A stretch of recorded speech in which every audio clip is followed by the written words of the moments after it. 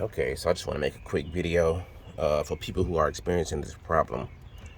I had a problem when I cut on my headlights, the gas gauge would go down. I mean, it's not doing it now because I already fixed it, but if you ever have that problem, it's a ground behind here, which comes from a damaged ribbon cable. See, I cut the ribbon cable out and I added these gauges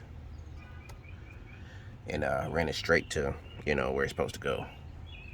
But yeah, it's fixed now. So I just took a ground from the back of here, which is the voltmeter. It's a negative and a positive, and I ran it to the bottom ground over here. There's three contacts. There's one on the left side, at the top, right side, and then it's one at the bottom. The one at the bottom is the one you're looking for.